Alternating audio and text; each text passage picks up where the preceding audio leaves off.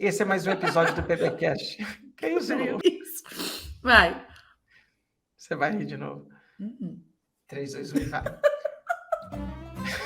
Ih, caralho. Eu vou ficar com maquiagem, porra. Fala, pessoal, tudo bem? Esse é mais um episódio do PBcast. Ih, caralho.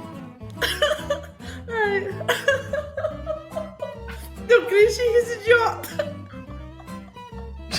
Caraca, velho. O que tá acontecendo? É só porque eu não posso rir. Ai, foco. Vai.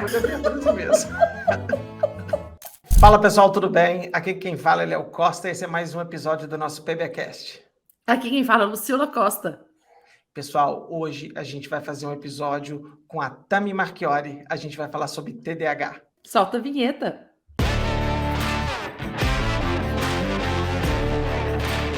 Fala, pessoal, tudo bem? Esse episódio foi muito pedido por muita gente, porque a gente não tem a menor noção, eu, Leonardo, não faço a menor ideia do que seja TDAH, mas todo mundo fala, e TDAH, eu tenho um monte de pergunta para a Tami, tipo assim, se eu tomar ômega 3 com gengibre, meu TDAH vai melhorar? Eu falei, eu não sei o que é isso. E a gente ficou procurando na internet pessoas que têm bons conteúdos sobre TDAH. Achamos essa moça maravilhosa que está aqui com a gente, que é a Tami Marchiori. Eu já fiz uma live com a Tami, conheço ela de algum tempo já, e ela é uma pessoa próxima nossa de internet aqui, e de outros fatores que não cabe comentar nesse momento. Querida Tami, seja muito bem-vinda no PBcast e dá suas boas-vindas e se apresente, por favor. Olá, super feliz de estar aqui, eu acompanho. Ai, adoro. E, bom, meu nome é Tami Marchiori, eu sou neuropsicóloga, que para quem não sabe o que é exatamente, eu sou psicóloga de graduação e me especializei depois em neuropsicologia, que é uma área que vai estudar as questões do cérebro e o envolvimento do cérebro com os nossos comportamentos, formas de pensar, sentimentos, enfim.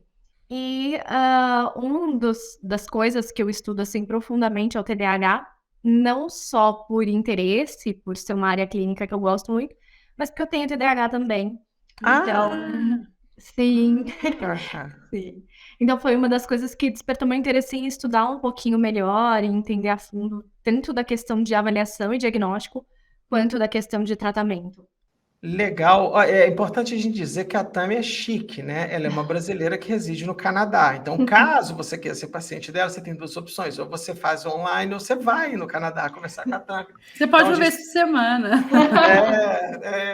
Eu quis marcar uma consulta presencial. Ela falou, olha, isso vai ter um custo acima da média. Eu não sei se vai dar, não. Tami, o que é esse troço TDAH? O que é a sigla? O que significa? Explica pra gente aí. O TDAH é o transtorno do déficit de atenção e hiperatividade, e ele é um transtorno neurobiológico de causas predominantemente genéticas. Por que predominante? Porque sabemos como funciona a ciência e algumas coisas ainda estão em aberto, algumas coisas estão sendo estudadas.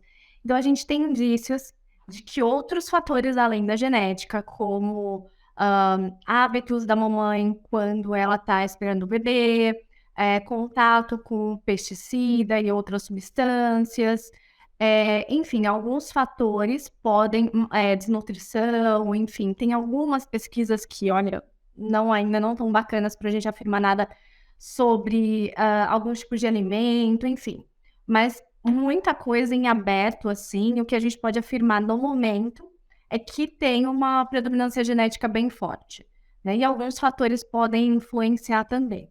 Então, genética ao ponto, assim, se meus pais têm TDAH, eu vou ter também, ou não necessariamente?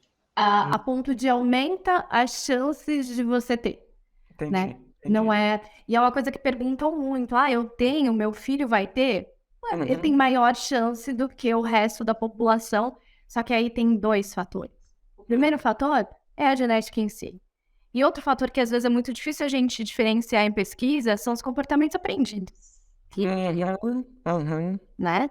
Então, vou dar um exemplo aqui de casa. Eu tenho 2 filhos pequenos, 2 meninos, e o meu filho mais velho tem TDAH, não foi diagnosticado por mim, né? Mas então tem uma questão de possibilidade de comportamento aprendido, da desorganização em si, de outros fatores que podem influenciar, mas não que isso vai desencadear o transtorno, a alteração neurobiológica, inclusive anatômica. A gente pode falar depois da questão do cérebro também. Mas, por exemplo, quando meu filho era pequenininho, assim, com uns 3 anos, mais velho, eu falava, putz, acho que isso tá saindo aí da... Eu trabalho com isso, eu faço diagnóstico de criança, mas eu falei, não, acho que meu olhar tá poluído, né? Eu faço isso, eu sou mãe, acho que eu tô querendo arranjar pelo em ovo. Não tinha muito comparação de outra criança. Quando nasceu o meu mais novo, eu falei, nossa, não, tem algo aí. Mas eu esperei. Esperei, quando ele entrou na primeira série, deu 2 meses, a escola me chamou e falou, olha, precisa dar uma avaliada aqui. Então, isso é importante dizer que, assim, crianças, no geral, principalmente meninos, são mais hiperativos. Criança é agitada. Não espera-se que uma criança fique horas sentada, focada, é totalmente irreal. Né? Eu estava até conversando com um pesquisador de neuroeducação na época da pandemia, ele falou isso que estão exigindo das crianças na pandemia é um insulto. Cruel. Não condiz com a realidade de quem estuda e sabe como funciona uma criança e o cérebro. Então, assim, por isso que quando a gente tem uma criança de fato com TDAH, se a gente comparar com uma amostra, com a sala de aula dessa criança, ela vai sair da linha fortemente, assim. Isso é importante dizer, senão todo mundo vai falar, poxa, meu filho é pronta, meu filho é agitado. Pô, então todo mundo tem TDAH. Então, geralmente o ideal para fazer o diagnóstico é em torno da idade escolar ou tem idade preferencial para fazer diagnóstico? Olha, geralmente, a partir dos 6 anos, quando entra ali na primeira série, 6, 7 anos, por quê? Antes, a criança tem alguns aspectos do desenvolvimento mesmo, e que depois ela, vamos dizer assim, normaliza, sabe? Então, algumas crianças saem do ponto, outras... E a gente consegue ver melhor na parte de alfabetização. Tami, não posso fazer essa avaliação antes, é inútil? Não, é até legal, por quê? Porque se faz uma avaliação antes, ainda que a gente não necessariamente feche o diagnóstico, a gente consegue identificar as habilidades dessa criança e também os desafios que essa criança enfrenta para propor intervenções para a criança no consultório, orienta os pais, orienta a escola de forma que já melhora a qualidade de vida dessa criança, ainda que não tenha um diagnóstico fechado. Tá. Você falou uma frase que me chamou a atenção, Tami. O filho se destoa na classe. Então, se essa frase sair pela professora, por exemplo, falar assim, cara, o seu filho é o diabinho da Tasmânia, ele é mesmo, e ele não está prestando atenção. Quais são os sinais que vêm da escola que te liga o gatilho e fala, opa, as bandeiras vermelhas aí que identificam essas crianças? Tá, primeiro a gente precisa diferenciar uma coisa que daí entre outro aspecto, mas que é importante falar, que é dificuldade de aprendizagem e transtorno de aprendizagem. Tá. O transtorno de aprendizagem, o TDAH não entra ali nesse combo, que seria dislexia, descalculia e outros. Mas vou tentar explicar. É uma forma muito simplória de explicar, mas é para entender. Vamos dizer assim que o transtorno de aprendizagem, ele é uma coisa de dentro, é da criança para fora, um transtorno que ela tem. A dificuldade de aprendizagem é externa e vai influenciar a criança. É muito simples essa explicação, ela não abrange tudo, mas... Então, a dificuldade de aprendizagem, ela pode ser ambiental, essa criança que está com problema, os pais estão, se divorciando, está com problema em casa, todo mundo estressado, às vezes a alimentação inadequada, às vezes a criança não se adaptou à metodologia da escola, às vezes a criança simplesmente não foi com a cara do professor e por isso ela apresenta determinado comportamento, às vezes a criança não está conseguindo interagir com os amiguinhos. Então, vários fatores que não necessariamente só o TDAH ou dislexia, descalculia podem implicar em um comportamento que é atípico ao resto da turma. Tá, mas o que seria isso, Tami? Seria uma maior dificuldade em acompanhar aquele conteúdo que o professor passa, então uma maior dificuldade em relação à aprendizagem. Algumas crianças vão apresentar mais facilidade do que a turma, ou não necessariamente vão ter dificuldade com a aprendizagem em si, mas vão apresentar, por exemplo, uma criatividade muito grande em outras áreas que o professor não está mandando, daí o professor fica bem irritado, são dinâmicas que a gente vê bastante. Às vezes, dificuldade com o relacionamento, porque o que acontece? Principalmente em meninos, a predominância do TDAH vai por tipo... o TDAH são 3 tipos, depois eu explico isso. Mas para o tipo hiperativo e impulsivo. Então, ele pode apresentar mais dificuldade nos relacionamentos, porque ele é mais impulsivo, atrapalha mais a turma, não tem paciência para ninguém terminar de falar. Às vezes, até nesse ímpeto da hiperatividade, machuca os coleguinhas. Então, pode apresentar essa questão em relação aos relacionamentos, a questão da aprendizagem, de acompanhar o todo, e também, às vezes, a obediência não é um bom termo, mas me fugiu um melhor. A questão de você respeitar e seguir as regras impostas por um superior, seja o professor, seja a diretora, ou os pais e por aí vai. Então, geralmente, são esses 3 aspectos que, de forma diferente, são mais impactados. Legal, Tami. Ô, Tami, agora é porque o meu mundo de internet que eu sigo está totalmente viciado. Porque eu acho que eu só sigo adulto ou pessoas que fazem conteúdo para adultos, com raríssimas exceções, os pediatras que a gente acompanha, né, Lu? Essa galera que tem diagnóstico de TDAH na fase adulta, pelo jeito, um monte de gente não tem esse diagnóstico na infância. Ele vai descobrir lá na frente. Ele está sofrendo pra caramba, ele não sabe o que é, e é comum isso ou não, diagnóstico tardio? Léo, era mais. Era mais, tá? Uhum. Hoje em dia, vamos dizer, os adultos da nossa faixa etária dificilmente tiveram um diagnóstico na infância. Era muito difícil. Então, tiveram rótulos diferentes. Eu posso até citar o meu exemplo. Eu tenho TDAH do tipo combinado, meu irmão tem também. Do meu irmão, no geral, gerou mais prejuízo, assim. Mas o que acontece? Eu era expulsa com frequência da sala de aula. Eu ia tanto para a diretoria que uma diretora me esperava com chá na sala dela, de tanto que eu ia. Então, eu atrapalhava a sala inteira. Matérias que eu não gostava, como álgebra, por exemplo, eu tinha que fazer professor particular, porque no meio, com o estímulo da sala, assim... E daí, olha só, hoje os professores, eu dou muito treinamento para a escola, né, sobre essas questões, e é interessante, a visão dos professores eu sinto que mudou muito nos últimos anos. Na minha época, eu tive professor que me chamava de burra. Entendi. O despreparo mesmo, né? Você vê, não é nem por mal, é o despreparo, ele não consegue lidar, não tem ferramentas. Então, respondendo a sua pergunta, você vai ver que eu sou um pouco prolixa às vezes, mas sim, a gente tem muito diagnóstico dos atuais adultos agora. Eu mesmo tive diagnóstico tardio quando eu estava fazendo, acho que, direito, assim. Então, eu já tinha uns 20 e poucos anos quando eu tive diagnóstico. Já o meu irmão, e aí é uma questão muito importante, os meninos geralmente recebem diagnóstico antes, porque como geralmente eles são hiperativo e impulsivo, eles dão muito mais trabalho, então todo mundo corre para buscar ajuda. Tipo, eu não sei o que eu faço essa criança. As meninas não, né? Elas, no geral, e as pesquisas apontam que elas são mais atentas ou o combinado, mas apresentam menos a hiperatividade. Então, geralmente, o diagnóstico é mais tardio, então também tem isso. Tá bom. Ô, Tami, já que você está falando disso, quais são as características de um TDAH? Como é que você começa a ter essas pistas gerais? Eu entendi a questão do aprendizado. O que mais? O que mais? Se você quiser falar de adulto, criança, misturar tudo aí pra gente, é pra gente ver aquelas pistas, porque depois eu tenho uma pergunta capciosa para fazer para você sobre isso. Tá. A gente tem os critérios diagnósticos, que são aqueles descritos no DSM, de como a gente enquadra a pessoa em algum transtorno. Isso a gente tem para todos. No TDAH, a gente vai ter, então, o tipo predominantemente desatento, que a pessoa vai ter mais sintomas de desatenção. Então, essa pessoa tá lá, frequentemente esquece as coisas, frequentemente não presta atenção quando fala, frequentemente... Então, sintomas de desatenção, se você quiser, depois eu leio eles, assim.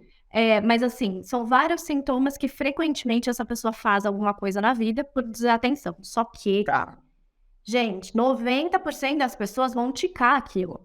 Daí, deixando bem claro, depois eu explico isso.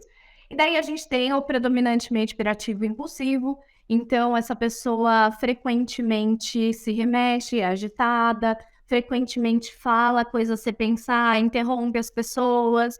Então, vários aspectos que eu posso listar para vocês, se vocês quiserem um por um, que vão enquadrar essa pessoa. Então, e a gente tem o tipo combinado que vai ter os 2 sintomas junto, que é o tipo que eu tenho. E aí, tem uma questão bem importante. Ainda que esses critérios, a gente tem um manual diagnóstico e fale lá, olha, se você apresentou 6 sintomas por 6 meses, etc., né? Isso é um indício muito forte. Mas isso por si só não fecha o diagnóstico, porque vários outros fatores precisam ser avaliados. Perfeito. Existe ferramenta diagnóstica? Existe tipo um questionário? Como é que é? Bateria de teste? Como é que você, psicóloga, que a gente sabe que você faz esse tipo de teste, como é que funciona para a Tami chegar e falar assim, cara, eu vejo uma probabilidade muito grande desse cara aqui ter TDAH e esse aqui não? Tá. Tem várias coisas, inclusive não é usado para diagnóstico, tá? Mas a gente pode usar exames de imagem, por exemplo, ressonância e tal, mas isso não é usado para diagnóstico no dia a dia, tá? Então, não espera que você vai no médico, por exemplo, ele vai pedir uma ressonância para fechar o diagnóstico de TDAH, mas para pesquisa é utilizado, então tem essa questão. Mas assim, no consultório, eu que sou neuropsicóloga, o que eu faço? Então, eu vou avaliar várias coisas. Então, a avaliação vai ter, são os procedimentos que a gente fala. Eu brinco com as minhas alunas que eu dou aula de avaliação. O que a gente faz? A gente tem um mistério, a gente precisa resolver. Então, o que a gente precisa? De diversas pistas. Então, só o teste, ou só o questionário, ou só a pessoa... Nada disso sozinho deveria fechar um diagnóstico.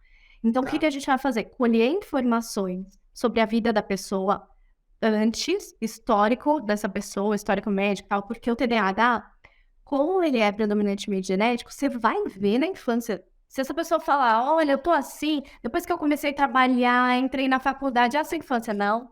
Lembram de mim uma criança? Já é um indício contra, por exemplo, né? Então, a gente vai estudar a história de vida dessa pessoa, história médica familiar também, justamente, porque tem essa questão da predominância genética. Tem alguns testes e escalas que a gente pode aplicar, como a gente faz, idealmente, uma varredura cognitiva. Então, por exemplo, memória de trabalho é um aspecto que é afetado no TDAH e outras questões, além das atenções, né, dos tipos atencionais. Então, a gente pode fazer uma varredura.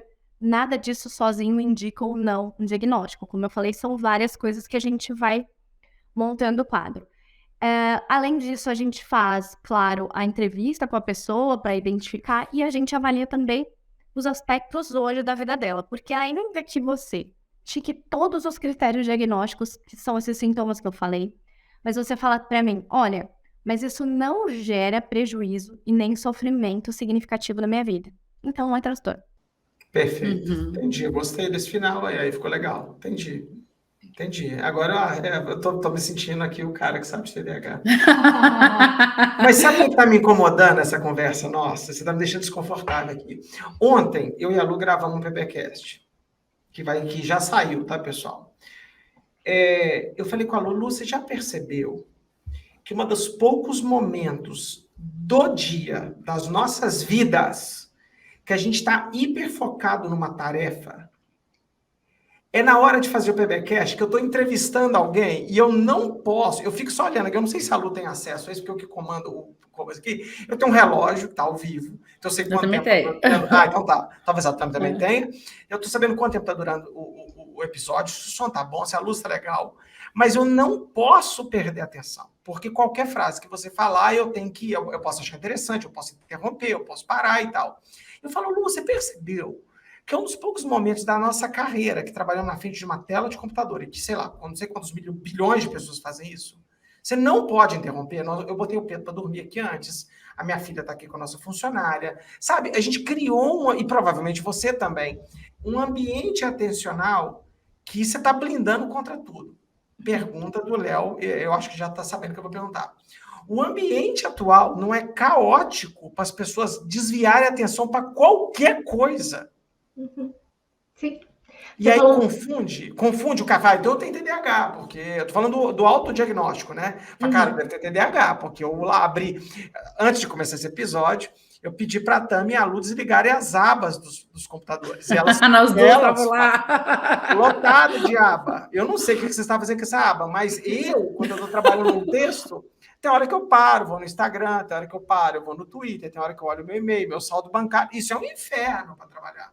Você concorda? A gente tem um dilema gravíssimo no momento atual de prestar atenção nas coisas. E não é porque a gente é doente, é porque o ambiente é completamente lotado de informação, tem estímulo o tempo todo, e a gente não consegue fazer as coisas.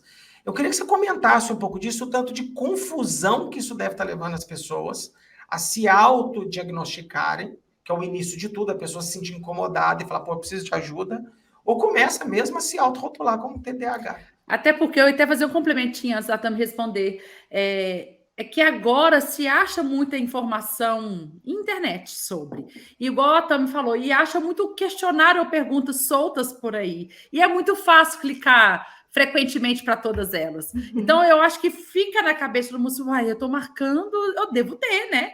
Porque tudo que está falando assim, começa aqueles rios, TikTok, uma pessoa com TDAH, e você começa a ver assim, opa, eu tenho, eu faço isso, já aconteceu comigo. E aí você começa assim, poxa, eu estou me enquadrando por aí. Exatamente. Comente, Tami. Tem uma maravilha que depois eu vou falar, que é a questão do aumento, né, da taxa de diagnóstico e da taxa de prevalência, que é uma questão bem interessante, que levanta todas essas questões. Mas é o seguinte, hoje, acho que como nunca antes, a gente tem muito distrator. Muito, sim. O tempo todo, né? E aí, o que acontece? É muito difícil a gente focar a atenção. Então, tem gente que vem, tem problema de atenção, ou tem o problema de memória. Daí você faz todos os testes, você vira a pessoa de ponto, você não tem problema de memória. Mas o que acontece? A gente não memoriza aquilo que a gente não presta atenção. Não. Então, se eu tô aqui falando com vocês, mas, por exemplo, a Lu pega e, sei lá, vira e começa a mexer no negócio. Ela não vai lembrar do que eu falei, mas não porque ela tem problema de memória, porque ela não... É porque eu tava fazendo outra coisa. Né? Então, muita demanda dessas é por causa do dia a dia das pessoas. Isso é muito comum e cada vez pior. Pô, é e-mail o dia inteiro, é WhatsApp, é internet, essa autocobrança, essa pressão. A gente tem algumas pesquisas que mostram que da questão da pandemia, por exemplo, poxa, imagina você em casa, a gente tem criança, vou citar esse exemplo, né, de adultos com criança. Tá em casa, daí tem a criança, daí tem o trabalho, daí por você estar em casa, às vezes a demanda aumentou, você pegou mais coisas, e daí que jeito que você foca a atenção, né? Então... É enlouquecedor. Meio enlouquecedor. E aí, o que acontece? Eu, por exemplo, quando eu posto um vídeo no meu TikTok de TDAH, nossa, eu vejo todos comentando, não tem, assim, mas assim, 1 zilhão de diagnósticos. E não é bem assim, né? Então, claro, tem uma prevalência na população, mas a grande maioria dos casos é essa questão ambiental. E, por exemplo, com adolescentes, né? Eu atendo adolescentes também, então é interessante que eles têm mais acesso ao TikTok, daí comenta, e daí eu vejo, às vezes, as minhas pacientes adolescentes. Tá aqui fazendo a sessão, falando um negócio mais profundo, e daí, de repente, o fulano acabou de me mandar uma mensagem, não sei o que, não sei o que. É difícil. Pode falar. Pois, não, ô, Tami, eu fiquei curioso de uma coisa agora. É a pergunta capciosa. Ela falou, toma cuidado fazer essa pergunta com a Tami. Qualquer uma. Não lembro mais, que eu vou puxar a orelha ao vivo. Não, é a mesma pergunta que eu fiz para a Andrea Werner sobre transtorno do espectro autista. Tá. Mesma coisa. E eu não quero que ninguém entenda mal, eu já estou declarando. Não existe um overdiagnosis de TDAH? Tipo assim, do nada, porque eu estou falando assim, do nada eu comecei a observar uma explosão de informação sobre TDAH. A pergunta é, a prevalência de TDAH aumentou com o passar do tempo? Ou o número de diagnósticos correto aumentou a ciência das pessoas sobre esse problema e as pessoas passaram a diagnosticar mesmo? Ou tem muito diagnóstico errado? Sabe? Virou loucura. Todo mundo tem TDAH. Tudo isso é verdade. Vou explicar um pouquinho, e até os pesquisadores têm super dúvida em relação a isso. Eu não tenho uma resposta fechada para essa pergunta. Porque assim, vamos dizer assim, que a taxa de diagnóstico é a incidência. Então, quantos novos casos tem, por exemplo, em um ano em 100 mil pessoas? Né? Então, e a prevalência ao longo da vida é quantas pessoas em cada 100 mil tem isso em algum momento da vida. Aí, beleza.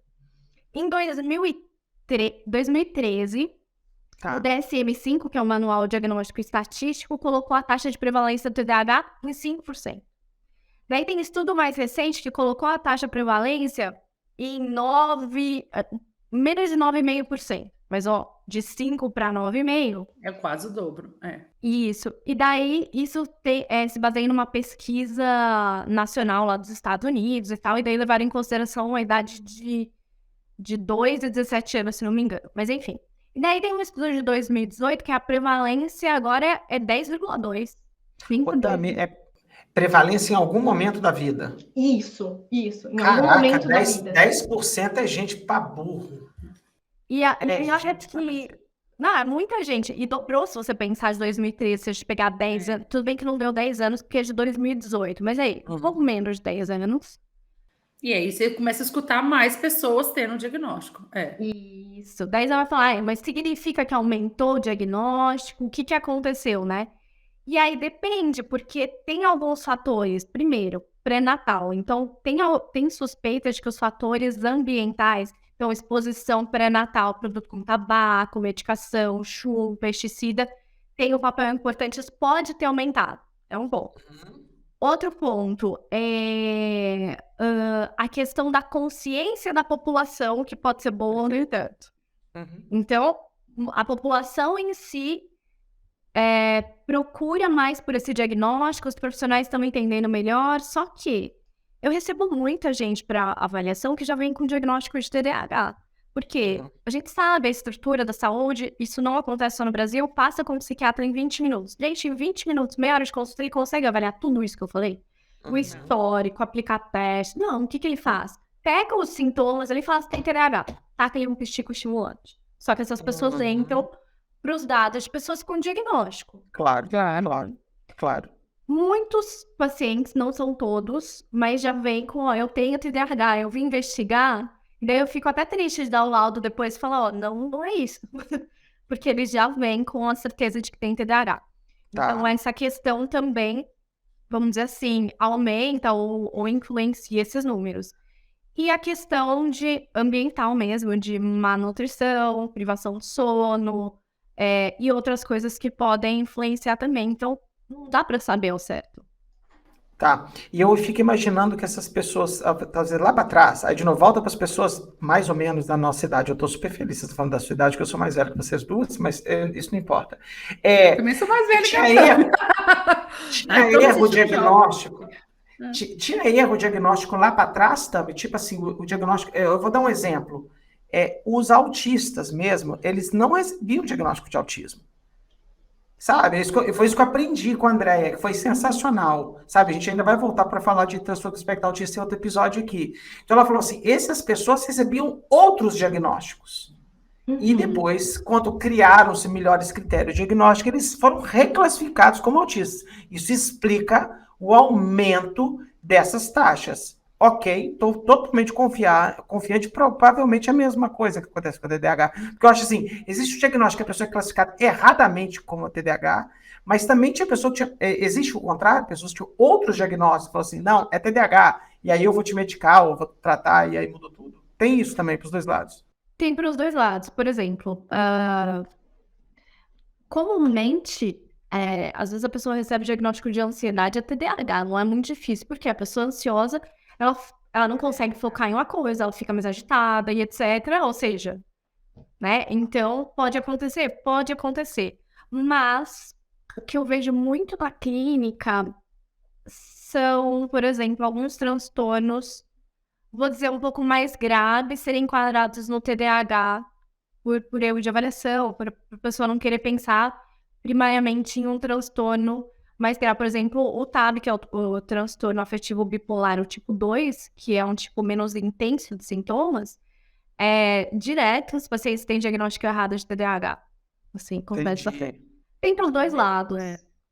Nossa, e aí é ruim, hein? A gente conversou isso com o Renato, né, o doutor Renato, que fez um PBcast com a gente sobre bipolaridade, e eles erram direto, né? Parece que transtorno bipolar é uma catástrofe. Ele é camaleão, o transtorno bipolar, eu brinco que ele é camaleão, porque ele tem sintomas muito similares a outros transtornos. Se o médico não tem, eu não vou nem dizer só a teoria, mas não tem uma boa experiência clínica, ele deixa passar. Ô, Tami, você falou de ressonância magnética, você falou exame de imagem. Né, em pesquisa, como é que é a imagem, o que a imagem olha para falar? A estrutura cerebral é diferente num paciente com TDAH? Sim, eles, eu falo, não me incluo, né? Eles, foi ótimo essa. Mas enfim, tem algumas diferenças. Então, por exemplo, a pessoa com TDAH geralmente tem cérebro ligeiramente menor, né? E pode levar mais tempo para amadurecer algumas áreas do cérebro. Muitas vezes tem diferença de volume em algumas regiões do cérebro, por exemplo, amígdala, hipocampo, que vão se relacionar com motivação, regulação emocional, né? Só que é importante a gente dizer que o tamanho do cérebro não afeta a inteligência, já começa daí, porque senão o pessoal já... Né, e tinha esse mito antes que ia gerar tudo isso. Era menos inteligente, não, totalmente mito, assim. Por exemplo, criança com TDAH às vezes atrasa a maturação do cérebro em algumas áreas. Por exemplo, o córtex pré-frontal, que vai se relacionar com controle cognitivo, atenção, planejamento. E olha que interessante, o córtex motor foi uma das únicas regiões do cérebro que amadureceu mais rápido em quem tem TDAH. E isso pode estar relacionado com sintomas como inquietação, hiperatividade. Então, são alguns aspectos que podem estar alterados e que a gente consegue ver em alguns exames de imagem, mas, mais uma vez, é em pesquisa que isso é utilizado, assim. Legal demais. Ô, Tami, você falou de diferentes classificações de TDAH. Com o passar do tempo, eu fiquei, a pergunta de leigo mesmo, no decorrer da vida de uma pessoa com TDAH, qual que é o prognóstico disso? Você quer dizer, você diagnosticou bem esse paciente, começou a tratar, ele entra numa vida razoavelmente feliz e normal, ou ele tem tendência de vir piorando? Como é que é a vida do paciente com TDAH após diagnóstico? Assim, no geral, vamos dizer que das crianças diagnosticadas, de 30% a 65%, e daí é um pedaço bem grande, né? 30 a 65 dólares, mas enfim, de 30 a 65 que vão levar esse TDAH para a fase adulta da vida. Então, a tendência, por si só, é que tem uma melhora desse quadro. Que legal.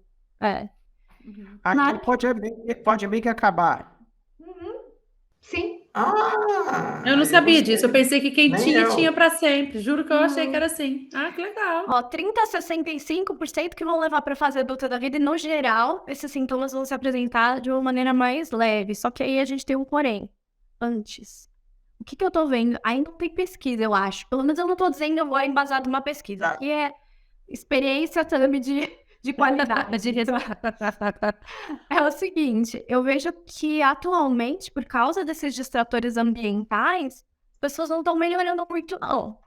Entendi. Por si só, entende? Entendi. Em alguns casos, porque que acontece? O TDAH, ele é altamente comórbido, ou seja, ele tem grandes chances de vir abraçadinho com outros transtornos como transtorno de ansiedade generalizada, transtorno depressivo maior. Então, o melhorar acaba ficando cada vez mais difícil. E daí, se a gente tem essas questões ambientais, e daí tem outras questões que influenciam, por exemplo, o TDAH ele vai influenciar várias questões que são pouco faladas. Comer compulsivo, uso indevido de substância, ansiedade, estresse crônico, problema de sono, problema com prazo, problema com gasto, vício em tela, problema sexual. Então, ele vai predispor a pessoa a todos esses aspectos. E aí, uma coisa alimenta a outra. Essas coisas, né, no geral, vão piorar. Então... Mas com o tratamento, faz anos que eu não uso medicação, por exemplo. Pois é, essa é a próxima pergunta. Como é que trata essa pegada toda aí? Tá. A gente tem uma base de tratamento que, na verdade, eu vou dizer que é um tripé, tá? A primeira coisa são os hábitos de vida dessa pessoa. Sempre. Gente, eu vou falar aqui, é qualquer transtorno, tá? Vamos dizer que você tá ouvindo aqui pensando, será que eu tenho TDAH? Vamos dizer que você não tem TDAH, mas que você tem alguns sintomas. Isso que eu vou falar agora serve pra você também. Hábitos de vida. Isso aí vai sair caro pra ninguém. Então, dormir bem, manejar estresse, comer de maneira adequada, né? Se exercitar, porque o corpo não vai ficar parado. Isso aí é um dos pilares para o tratamento de TDAH, de qualquer transtorno e para sua vida no geral. Né? Não dá, porque o que acontece? Muita gente gosta da pílula mágica, todo mundo, então é isso, eu pedi para o psiquiatra e daí você toma um remédio. E assim, tem ótimas pesquisas mostrando da eficácia dos psicoestimulantes, que são a linha de medicação mais indicada para o TDAH, não tem muitos efeitos colaterais negativos, não precisa ter menos, se indicado pelo seu psiquiatra, pelo seu neurologista. Mas é uma medicação, sempre tem efeito. Né? Então, assim, a medicação é um dos polos, mas não é necessário para todos os casos e não é necessária para sempre. Diferente da bipolaridade, por exemplo, que a pessoa não vai parar em algum momento da vida de tomar essa medicação, né? Mas no TDAH, sim. Então, eu, por exemplo, tomei psicoestimulante no início, eu me ajeitei com estratégias ambientais, com outras questões que influenciavam, e faz anos que eu não tomo medicação. Com muitos Muito legal essa pacientes. informação. Eu achava que era igual bipolaridade, que era para sempre também. Não. Uhum. E assim, se em algum momento der ruim, eu posso voltar a tomar. E daí eu me estabilizo. Não é para ter medo de medicação, são muito bem estudadas. No geral, recomendado para TDAH é Venvance, Ritalina, Concerta, são os mais comuns. Mas assim, tem outras estratégias que podem ser feitas ou para diminuir o uso, ou para você não precisar tomar. Isso vai ser investigado de caso para caso e os profissionais vão alinhar. Que estratégias são essas que a gente faz assim na terapia? Claro que a terapia ela vai ser personalizada para o paciente, ainda que a gente tenha alguns protocolos de base. Então, para o paciente com TDAH, o que a gente vai fazer? A gente vai alinhar, né? A gente vai fazer alguns módulos que vão corresponder a um conjunto de habilidades de alguns domínios comuns dessa pessoa. Então, por exemplo, para adulto, módulo principal, psicoeducação, que é o paciente entender sobre o transtorno, o que espera dele, etc. A gente orientar os familiares também. É comum que a pessoa com TDAH tenha vários problemas de relacionamento, casamento, então, por aí vai. Organização e planejamento, técnica para lidar com a distração, pensamento adaptativo e daí módulo opcional, por exemplo, abordar a procrastinação, que é comum, envolver parceiro ou cônjuge. Mas isso é personalizado. Claro, cada pessoa vai ter uma demanda diferente e a gente vai estruturando isso. Ô, Tami, eu fiquei curioso agora. Me explica aí, é porque eu não consigo enxergar tudo. Talvez ou é porque eu tenho, ou é porque não tem ninguém aqui em casa com isso. Onde que o TDAH pode destruir um casamento, por exemplo? Que você fala assim, o relacionamento de marido e mulher, quais são os sintomas assim que fala, cara, isso aqui está atrapalhando o relacionamento? Porque eu vi que existe parece que a taxa de divórcio é maior em pacientes com TDAH do que não tendo TDAH. Na bipolaridade eu entendi 1.000.000%. O cara vende a casa sem avisar a esposa, eu entendo que se eu fizer isso, a Lu vai me mandar embora. Mas e o TDAH? Quais são esses sintomas ou os atos que eles fazem que atrapalham tudo? Vou dar alguns exemplos bem práticos, assim. Primeira coisa, impulsividade. Então, uma pessoa... Vou dar um exemplo meu daqui de casa. Eu peguei cachorro, gato, sem falar com meu marido. Me deu uma vontade, acordei de manhã. Tadinho, vou pegar pra mim. Acordei de manhã. Ai, que fofo. Peguei. Assim, né? E, assim, hoje ele sabe e tal, mas principalmente no começo do namoro era difícil lidar, assim, né, com algumas coisas. Então, a impulsividade em si pode tanto afetar essas coisas práticas, como aumenta a chance de traição, a pessoa com TDAH, a autorregulação emocional dela é muito pior, né? Então, por exemplo, ela pode ser mais explosiva para falar, para fazer, por causa dessa questão da autorregulação, né? Ela pode pensar numa coisa e já reagir àquilo sem mensurar o que acontece, pesar prós e contras. Outra questão... Tá vendo? Outra questão é a desatenção em si. Então, por exemplo, comumente essa pessoa vai esquecer datas, vai perder coisas importantes, vai deixar de fazer coisas que foram combinadas pelo casal. O meu marido, no começo, ele achava que eu não me importava com ele. A gente teve conversas sérias, ele teve que ser orientado, porque ele me falava um negócio e eu assim, tá.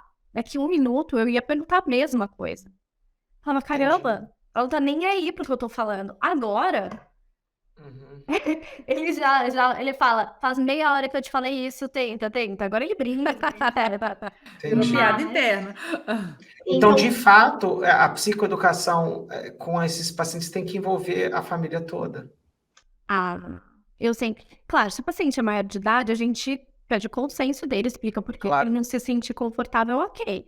Mas eu sempre recomendo, facilita muito quando a família entende, porque julga... o ser humano tem o cérebro assim, se a gente tem uma lacuna que a gente não sabe, a gente preenche com aquilo que a gente acha. É verdade? Sempre. E geralmente são coisas ruins. A gente nunca preenche com uma coisa incrível, né? É verdade. Então, assim, se ele me falou uma coisa e eu não prestei atenção, em vez de ele falar, poxa, ela tem uma dificuldade, é TDAH, ela tá tentando, ela funciona de uma maneira diferente, não é a primeira explicação. A primeira explicação é, E o ser humano é muito autocentrado, então, em geral, é sobre ele. Ela não presta atenção em mim, não gosta de mim, tem coisas, entende? Então, por isso que a psicoeducação familiar é tão importante. Entendi, não, faz todo sentido. Ô, Tami, você falou de como é que é o nome da droga? Psicoestimulante. Psicoestimulante. Eu tenho uma pergunta séria aqui para você. Esses psicoestimulantes são usados para outros transtornos? Olha, Veemvância, eu tô querendo bem falar de veemvância agora. Às vezes, sim. Então, depende muito do protocolo médico, do que ele está querendo alcançar com isso. Então, é a linha ali, número 1, para tratamento de TDAH. Mas sim, eu já vi pacientes com algumas coisas, mas assim, depende do caso. É Tá. muito interessante, assim, eu não sou médica, eu sou psicóloga, e então algumas questões sobre medicação não vou saber falar exatamente, mas eu vejo alguns pacientes com protocolos de terapia medicamentosa muito diversos, assim. Que o que eu sempre falo, nossa, interessante isso que o médico colocou aqui ou ali, e pode ser usado sim, mas depende. Tá. E aí tem um outro ponto, por exemplo, no meio financeiro, no mercado financeiro, tem muitas pessoas que usam. Era essa a pergunta. Eu falei, Lu, será que a Tami fora do Brasil está acostumada com os Faria Limers, né? Eles falam muito que diz que o Faria Limer, para quem não sabe, é uma avenida em São Paulo, onde estão todas as corretoras que operam muita grana das pessoas, a XP, Lotado de BTG executivo. e tal, lotado de executivo, e dizem que assim, o prédio inteiro toma veemvância. E parece que é fato isso que acontece. E assim, eu queria entender, porque isso é uma maluquice, porque se a prevalência em algum momento da vida é 10%, a Faria Lima inteira não pode ter TDAH que explique o uso dessa medicação. Então, conta, o que você acha sobre isso tudo aí? Léo, vou falar de uma maneira que eu não sei nem se é mais bonita, mas é a nova cocaína, né? Porque o estimulante no cérebro. Né? O fundamento ali é similar, entendeu? Claro que o efeito é diferente, é legalizado. Geralmente eles realmente pegam com receita médica, porque passa no psiquiatra com uma avaliação duvidosa e simplesmente prescreve isso, mas é esse princípio, é você aumentar o rendimento, ficar mais animado, às vezes mais sociável, dependendo de alguns casos. Tá. E aí você não... É a pílula mágica. Você não precisa acertar o seu sono, o estresse do seu trabalho. Você não precisa olhar para várias questões que talvez sejam mais trabalhosas. Então, não dá para generalizar, mas em grande parte dos casos é mais ou menos esse fundamento. Eu não vou aguentar, porque você falou uma frase idêntica. A gente gravou um podcast ontem, né, Léo, sobre alcoolismo. E a frase foi igualzinho, que muitas vezes o álcool é utilizado para dar uma mascarada naquilo que é mais difícil de lidar. Então, é muito mais difícil de lidar com o estresse generalizado, com a ansiedade, com a falta de sono, com a demanda de trabalho. Então, por causa dessa demanda oprimida, é mais fácil ter uma pílula mágica ou uma substância que vende em qualquer esquina, como o álcool foi dito ontem, e é isso, né? Igualzinho. E isso vira uma bomba relógio, né? Lá na frente, e não tem como não explodir, concorda? Porque a pessoa que vai tomando, se vai deixando aspectos que estão sendo ignorados para trás, não sei se tem efeito colateral, mas não sou psicóloga, mas eu consigo ver lá na frente um efeito gigante sobre isso, né? Sim, sim. Até porque tem uma questão, às vezes, essas pessoas tomam isso para conseguir lidar com o estresse constante. Aí a gente pega um monte de coisa, o estresse crônico faz o quê, né? Daí tem alteração hormonal, dos hormônios do estresse, daí isso prolongadamente vai afetar o metabolismo dessa pessoa, às vezes piora até a imunidade da pessoa. Então, às vezes, respinga coisas 10 anos depois que a pessoa nem linka. É impressionante. Sem contar os aspectos imediatos, né? Como, por exemplo, os relacionamentos, a qualidade de vida, prazer. E o ser humano, gente, a gente sempre tá procurando alívio ou prazer imediato. Todo mundo. O meu já sei que é o chocolate, com um final aceitei que dói menos, substituir por uns menos piores com menos açúcar, e é isso aí. Alguns exercícios, alguns têm escapes mais saudáveis. Outros não, às vezes é comida, às vezes é sexo, às vezes é psicoestimulante, às vezes... Droga, álcool e rock and roll. Eu não vou dar nomes, mas é de um podcast super famoso, então muita gente vai saber de quem que eu tô falando. Uma O pessoa super PBcast? querida. Tô brincando. Não, o PBcast é mais Já famoso. tá, Não podia hein? Já perder a tá. piada, Léo, não podia perder a piada. Mas é de uma pessoa do meio financeiro que comentou que ele experimentou o Venvance e no segundo dia ele falou, cara, eu não posso tomar isso, porque é sensacional. Eu achei muito legal na hora que ele explicou isso. Ele falou, cara, eu nunca trabalhei tão forte na minha vida, nada me importunava, e foi incrível. Aí ele falou, exatamente por isso eu parei. Falei, que bom que o cara fez isso, né? Porque ele também não tinha diagnóstico. Então, assim, como que conseguiu, não sabe, né? E tudo. Então, eu queria muito levar para isso. Ô, Tami, e nesse mesma linha, teve uma época que saía muita notícia sobre o uso de Ritalina para crianças, ou para adolescentes em idade para pré-vestibular, essas coisas. Isso também foi utilizado de forma discriminada para melhorar a aprendizado em crianças e adolescentes? Ou não, era por diagnóstico mesmo? Há muito tempo eu li isso na grande imprensa, gente preocupada com o volume de pessoas que estavam tomando. Isso é problema, não é? Olha, tem pesquisas assim de anos e anos, de 40 anos de acompanhamento, etc. Então, se uma criança tem esse diagnóstico e etc., usa mesmo, né? É muito Tá. pior essa criança ter problema de aprendizado, de relacionamento. Isso afeta a autoestima, porque essa criança ela vai falhando constantemente na vida, deixa de acreditar nela, tem menos tolerância à frustração. Toma um remédio, é bem estudado e vai lá. Ponto 1, então. Ponto 2, claro que a gente não pode deixar de pensar que existem profissionais que não avaliaram adequadamente. Existe também, às vezes, uma dinâmica dos pais não terem as ferramentas para lidar e procurar um facilitador, e não necessariamente é o transtorno. Existem, esses casos existem. Mas eu acho que, em sua maioria, foi realmente o início de uma conversa sobre algo que era pouco falado, de mais estudos, né, eu tenho um post que eu fiz muito antigamente no Instagram sobre um dos primeiros posts da Ritalina posts. Não, era cartaz, aqueles dos anos... Putz, que ano que era aquilo? Preto e branco, assim. Era um cartaz, a palavra, de uma mulher jogada no chão e falava o que você precisa para você levantar, né? Então, e foi se estudando a substância para algumas coisas, estudando a potencial dependência dessas substâncias. Então, o meu filho, por exemplo, ele ainda não toma nenhuma medicação. A gente está tentando com algumas questões ambientais, eu sou muito a favor disso. Mas aí o meu marido já conversou, se em algum momento começar a afetar a parte escolar e outros aspectos da vida dele, ok, né? Mas acho que vale a tentativa de outras coisas antes. Tá. Mas é muito legal você falar que, ao mesmo tempo que talvez se houve o uso indiscriminado ou não, eu também já ouvi o lado contrário de muitas mães e parentes contra o uso do medicamento, né? Falar assim, olha, o médico está querendo passar Ritalina para o meu filho, não deixa tomar, não deixa começar a tomar... igual você falou, se tem que tomar, considerando os outros aspectos para tirar o sofrimento e várias consequências que pode gerar para a vida adulta, é muito legal orientar os pais em relação a isso, né? De buscar ajuda, de tentar alternativas, se for medicamento, de realmente tomar, né? Pelos estudos hoje mostra a segurança da droga. Sim. Sim. É o custo-benefício, né, de qualquer droga. Eu acho que é sempre isso que a gente tem pensado, qualquer droga, gente, até um relaxante muscular, sei lá. É o custo-benefício daquilo. Ô, Tami, e que hora que desmama essa droga? Qual que é o timing? Assim, qual que é a pista que um paciente com TDAH medicado, você vai falar, bom, tá chegando no momento que vale a pena tirar? É fácil identificar isso? Mais ou menos, precisa ser alinhado junto com o psiquiatra, até às vezes tem outros fatores, tem questões individuais envolvidas.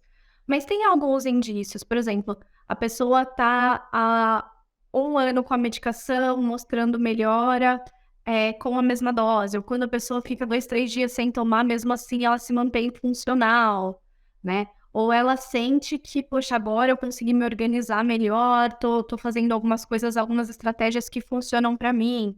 Então, são alguns indícios que a gente pode ter para conversar com o médico. Isso é muito importante, não você arrancar a medicação, você conversar com o médico sobre a possibilidade de diminuir a dosagem ou até de tirar a medicação. E daí é válido, eu acho, fazer alguns testes mesmo, né?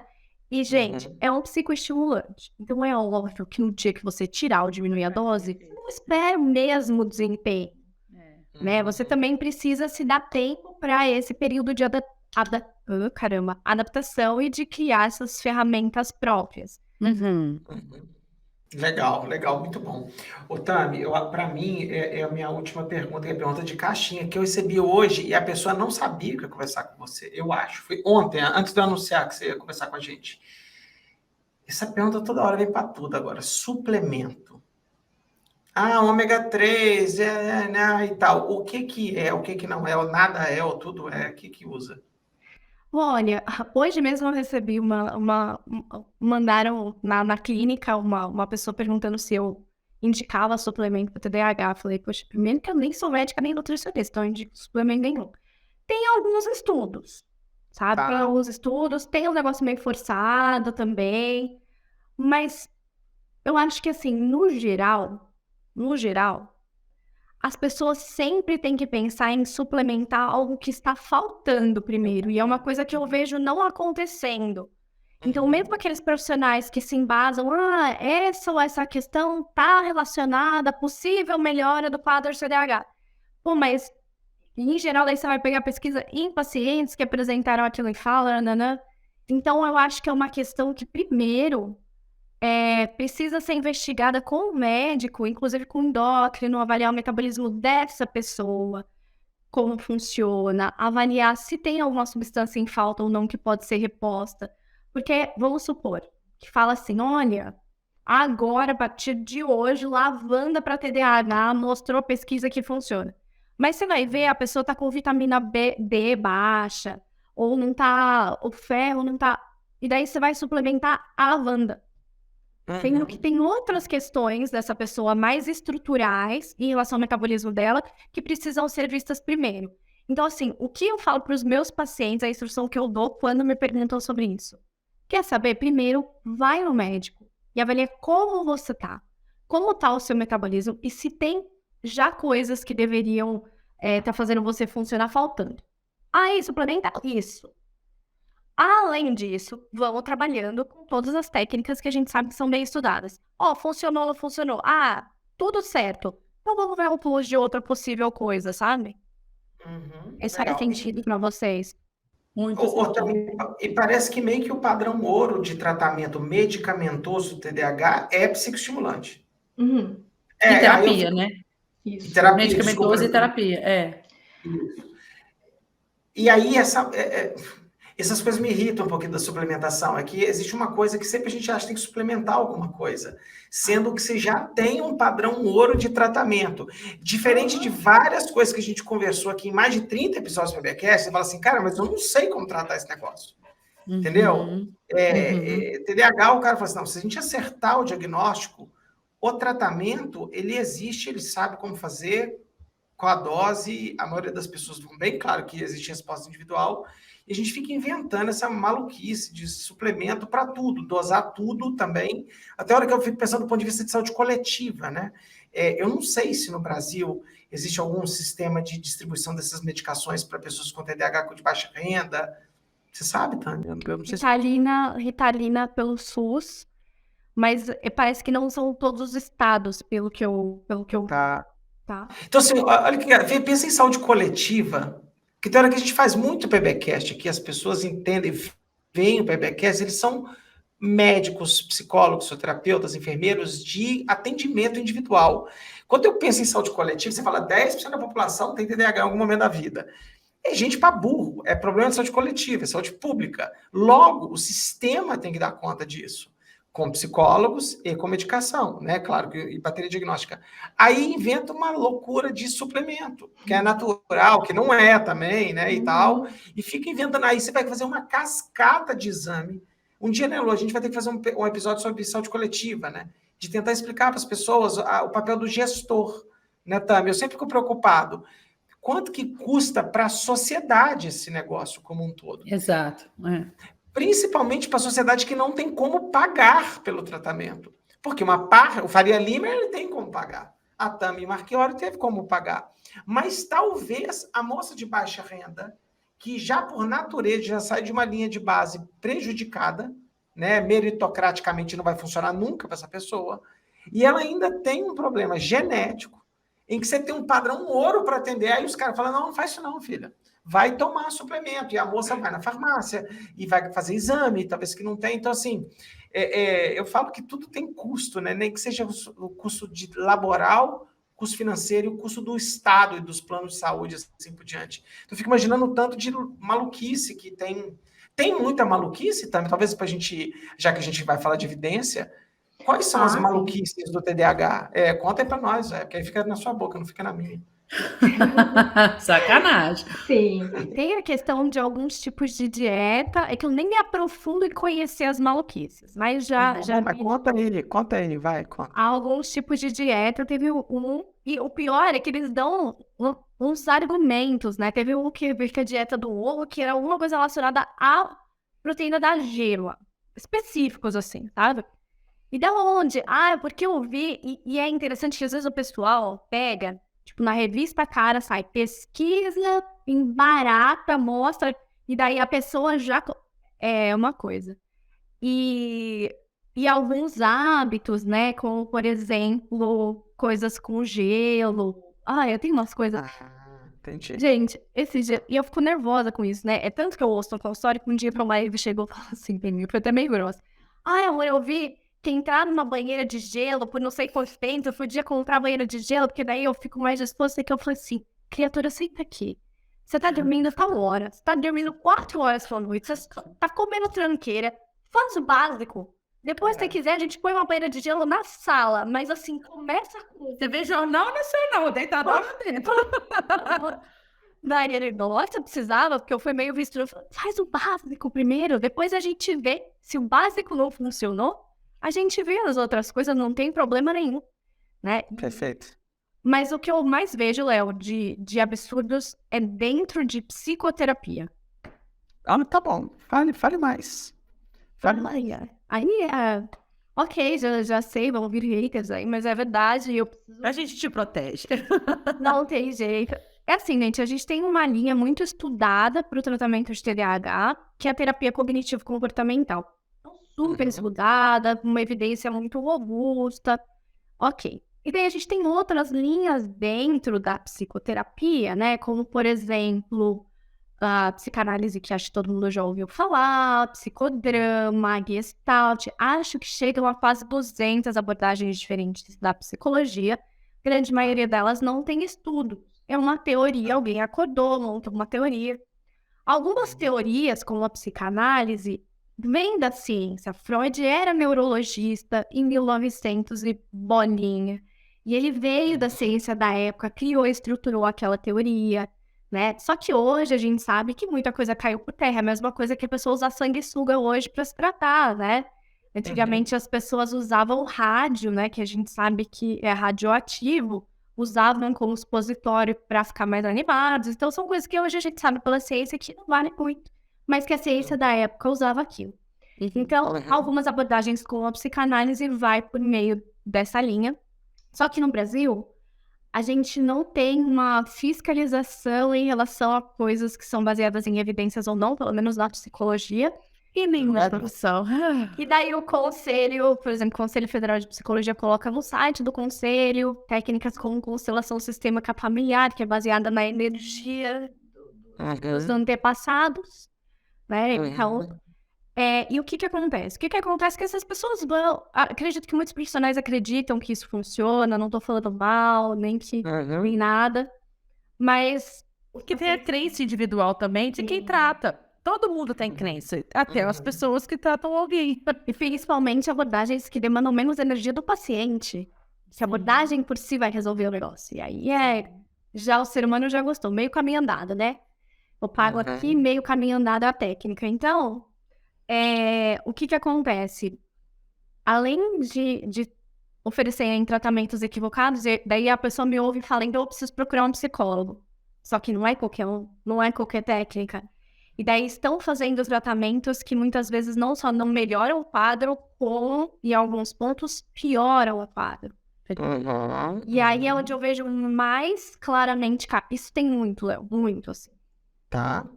Pessoal, é importante passar uma mensagem que a gente já falou, não sei quantas vezes, né, Lu? Mas vamos repetir.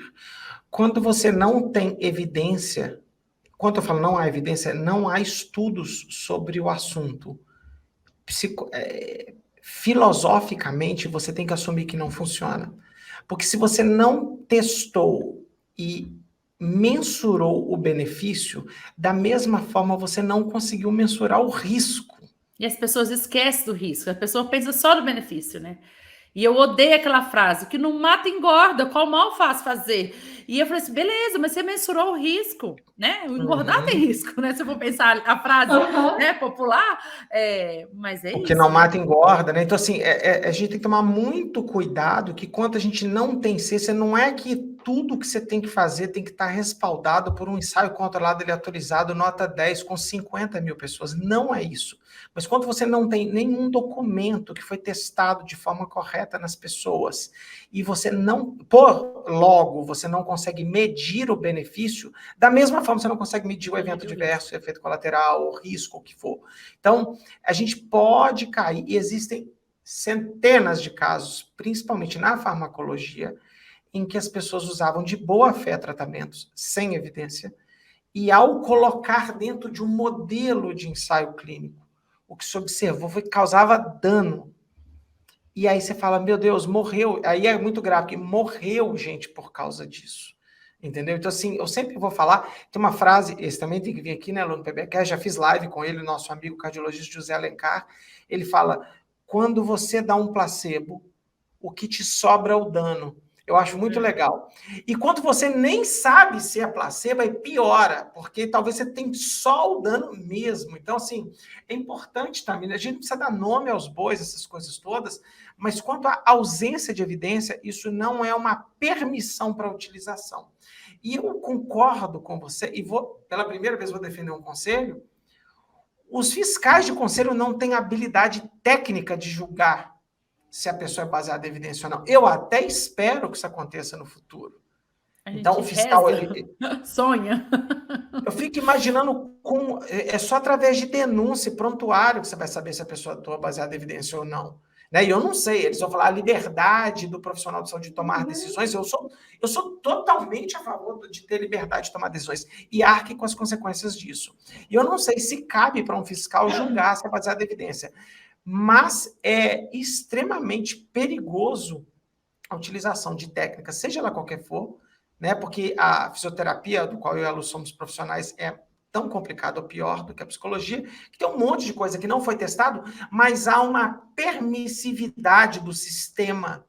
A professora Natália Passenac falou uma permeabilidade, que ela permite que qualquer coisa seja feita. Isso não é legal, isso não é autonomia, pelo contrário, isso beira uma coisa muito pior do que isso. Sim. Não é isso, Lulu? Beleza? Sim, eu fico pensando, até assim, né, e pensando na área da psicologia, né, as pessoas que estão precisando de tratamento, eu fico pensando no TDAH e, né, eu não ia falar, mas eu vou comentar, né, eu recentemente, eu procurei uma moça muito bonita, ruiva, para fazer um diagnóstico que eu suspeitava que eu tinha. Eu suspeitava, não foi só a razão na qual eu fui, mas eu realmente, assim, principalmente com essa época de pandemia, eu ficava assim, não é possível, porque eu falo muito com o Léo, Léo, é incrível, eu estou aqui em casa trabalhando, eu levanto para pegar uma água e voltar, de repente eu bato uma roupa, eu faço um monte de coisa, depois de uma hora que eu volto. E isso começou a me gerar um estresse generalizado muito grande em casa, que não cabe assim. Mas eu fico pensando assim, graças a Deus, eu acho que eu encontrei um tratamento, que é lógico, eu também tenho meus vieses de saber buscar evidências, que eu fui atrás de uma fonte que eu acreditava que tinha evidência. Mas eu fico pensando assim, se caso eu caio numa mão e eu não sei buscar, e eu caio, eu realmente estou precisando de ajuda, que quando eu busquei eu estava precisando de ajuda, e caio numa mão de uma pessoa que me oferece algo que não foi testado, eu fico pensando o que o meu estresse generalizado não tratado poderia me trazer de consequências. De consequências em relação aos meus filhos, ao meu marido, a mim mesmo. Porque uma doença psicológica não tratada, seja ela TDAH diagnosticada, no meu caso não foi, ou um estresse generalizado, ou qualquer coisa não bem diagnosticada e não bem tratado, isso gera consequências grandes e isso chama risco. E as pessoas têm que saber disso. Então, assim, a gente, eu creio que o nosso papel do PBcast assim, é conversar tanto com os pacientes que buscam informação, E também com os profissionais de saúde que estão aqui nos escutando, ambos os lados. Os pacientes têm que, de alguma forma, tentar também aprender algumas técnicas ou informações básicas de prática baseada em evidência para buscar seu tratamento adequado, infelizmente. E os profissionais da saúde, eles, se você faz sem perceber que você está fazendo algo que não tem evidência, busque mais informação, procure saber se aquilo que você oferta para o seu paciente se tem um mínimo de evidência ou não. Porque muitas vezes você oferta cegamente, que você não sabe. E você é cega porque você não foi tão fundo no seu conhecimento, não sei. E é triste ver. Na hora que a Tami começou a falar que tem várias coisas, e são N técnicas que pode ser, e várias delas, tipo constelação, é triste ouvir falar. É muito triste. E é muito fácil as pessoas caírem, né, Lu? Eu fico pensando assim, agora, Tami, me ajuda como psicóloga. Quando um paciente começa a buscar serviços de saúde, eu acho que já existe uma resistência a buscar ajuda para transtornos de saúde mental. Eu acho que existe uma barreira, tipo, não, eu não sou louco, então por que eu vou fazer um psiquiatra? Não é para mim, né? Eu acho que já existe isso. A pessoa tem mais dificuldade do que ela, por exemplo, ela ter uma amigdalite e procurar um clínico geral, um otorrino. Ela não vai ter dúvida, ela vai. Mas no outro ela vai ficar se perguntando. Se ela cai numa sequência de profissionais não baseados em evidência e ela não tem resultado, acontece dois fenômenos. Do lado profissional, um descrédito profissional. Então a profissão perde. E o pior, o paciente começa a gerar um sentimento de culpa fudido. O cara fala, melhoro, eu tentei, eu busquei. Melhoro, eu já tentei, eu vou desistir disso aqui, eu realmente não tenho condições de vencer.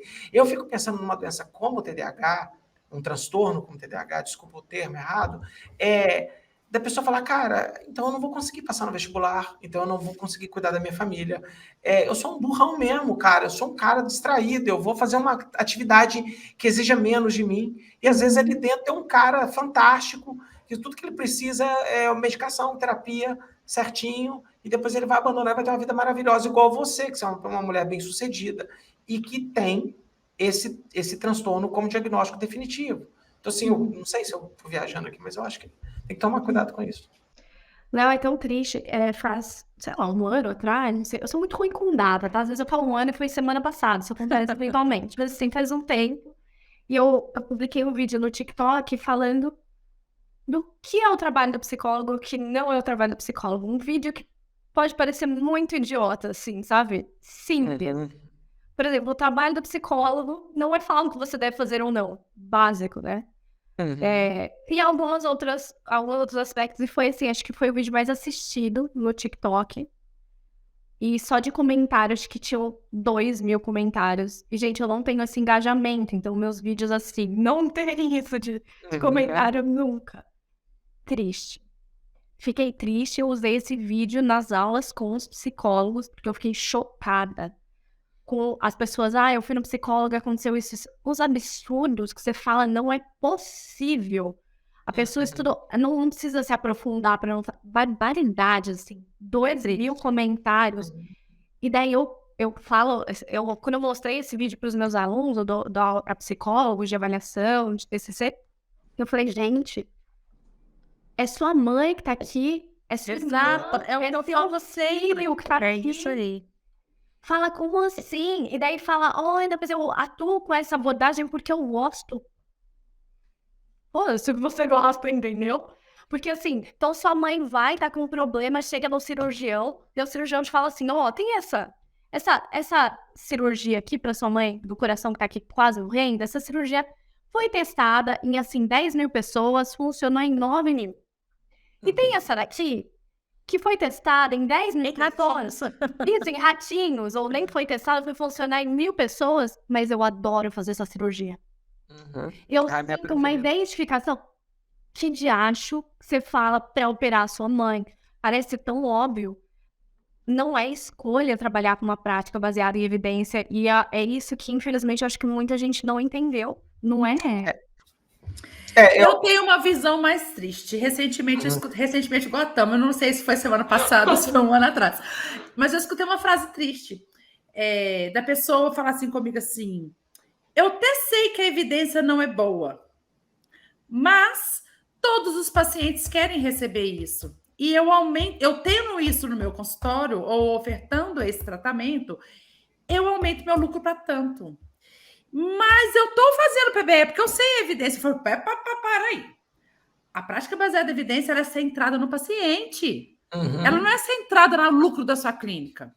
Ela não é centrada o quanto que você está lucrando mais ou porque a clínica do lado faz e ela está ganhando 1.000 e você está ganhando 500. Você vai olhar para o seu paciente e falar assim, eu não tenho e não faço, porque não tem evidência, não muda, ou qualquer coisa assim. E o que eu percebo, infelizmente, as técnicas, seja ela da psicologia, e alguns nomes que você falou aí, é modinha. É modinha que todo mundo quer fazer. E você fala assim, eu gosto porque gosto, meu bolso gosta também. Então fica muito difícil eu querer basear em algo que tem evidência que já não funciona ou que não existe nenhum estudo para falar sobre isso, mas os pacientes querem. Eu fico pensando assim, se nós como classe, todos juntos, dessemos a mão e falassem assim, então ninguém vai ofertar, caramba. Porque no paciente não está ganhando lá na ponta, então se um está lucrando, deixa de lucrar, educa todo mundo junto e bola para frente. E porque todos nós, eu penso muito isso eu sou revoltada também, por isso que eu estou falando demais, assim, mas como profissional de saúde, não importa eu como fisioterapeuta, você como psicólogo, ou quem está ouvindo como médico, ou nutricionista, qualquer profissão, vocês decidiram vir fazer essa profissão para ajudar a tratar alguém sobre algo, não só para ganhar dinheiro. Ganhar dinheiro é uma consequência do bom serviço. E aí é por isso, na minha visão, que eu vejo muita gente sendo enganada. Sim. Para fechar isso tudo, né, Lu? É fácil resolver o problema de centrar o paciente, colocar ele no meio do sistema. É só você se colocar no papel dele. Isso, igual você falou, coloca sua mãe no lugar, seu filho, você. Coloque a pessoa que você mais ama, ou o animalzinho que você mais ama, e fala, e aí? E se fosse com ele, como é que faria isso? E aí a coisa, teoricamente, você vai conseguir quebrar algumas sinapses ali, vão voltar a funcionar de forma como elas deveriam, né? Lu, você tem alguma coisa para perguntar para a Tami a mais? Não tenho, não. Tami, tem algum ponto de TDAH importante para ser debatido que merece ser que eu dito? não perguntei para você, o que você acha ou não, ou suas considerações finais? Eu acho que tem uma coisa geral, assim, que é uma dica que eu dou para os pacientes buscarem por uma avaliação adequada ou buscarem por um tratamento adequado. Talvez ajude um pouco a filtrar essa dinâmica que a gente está falando. Quando você for ser avaliado ou ser tratado de qualquer forma, pergunte. Os pacientes ficam muito inseguros, eu vejo muito isso. Então vem um laudo, às vezes nada a ver, eu falo, mas de onde esse profissional tirou isso? Ah, eu não sei.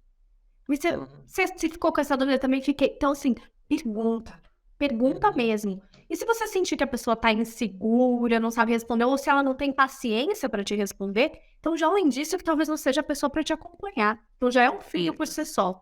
Então pergunta, olha, como que eu vou ser avaliado? Ah, tá. E só com esse tipo de avaliação é suficiente para fechar o meu diagnóstico? Ah, ok. Tratamento. Ah, então eu tenho isso. Qual a sua proposta? Qual o seu plano terapêutico para isso que eu tô te contando? E de que forma vai funcionar? O que você espera para o meu tratamento, ainda que seja variável? Tem outras alternativas, né? Isso, tem outras alternativas? Será que isso vai funcionar para mim por causa dessa minha característica ou disponibilidade de tempo? E aí você consegue filtrar, usa mesmo, tudo bem que você não sabe a técnica, a teoria em si, mas você tem uma parte cognitiva aí que vai falar, não faz sentido, não faz, a pessoa tá insegura, não tá. E é mais fácil de você filtrar, e você vai economizar não só dinheiro, mas você vai economizar tempo. E tem uma coisa que você consegue tudo na sua vida, você consegue mais dinheiro, mais tempo, a gente não consegue. É o ouro do momento. É, o recurso escasso, assim. Perfeito. Querida Tami, onde as pessoas podem te encontrar na internet? Tami.neuro no Instagram, no YouTube agora também, que não tem nada, mas vai entrar essa semana. Ah, que legal. Olha, vocês viram? Olha, a inauguração do canal da Tami no nosso PBcast. Mas é Tami.neuro, podem mandar perguntas também, eu respondo, às vezes demora um pouquinho, mas eu sempre respondo, tem caixinha de pergunta também, tem bastante conteúdo sobre TDAH e sobre outros aspectos que eu estudo também. Show de bola. Luluzinha, onde que as pessoas te acham? Eu tô aqui no PBcast e também lá no Instagram, Lucila _Costa. Galera, eu vou falar pela última vez nesse episódio. aperta o botão de seguir do YouTube, se você estiver aqui, tá? Siga o PBcast nas plataformas de podcast. Se você quiser falar comigo, eu tô no @Leo_Costa_PB no Instagram, aqui no YouTube, no PBcast, no Twitter, no LCOS3060 e no TikTok, no Ciência de Verdade. Eu e a Lu estamos juntinhos lá. Estamos juntinhos No lá. TikTok, no TikTokando com vocês. Querida Tami, muito obrigado. Você tem um conteúdo incrível, você tem um Tem conteúdo mesmo. foda. Eu espero que esse podcast, para quem não te conheça, passe a te seguir, porque eu aprendo todo dia e você é um ser humano diferenciado, tá? Eu queria agradecer muito por tudo que você tem feito aí pela sua profissão e pelas pessoas, tá bom? Obrigado. Obrigada, foi uma honra participar aqui com vocês, amei. A honra Legal. foi nossa. Pessoal, a gente se vê no próximo episódio. Um beijo para todo mundo aí. Tchau, tchau. Valeu. Manda beijo. Tchau, Lu. tchau, gente. Tchau, tchau.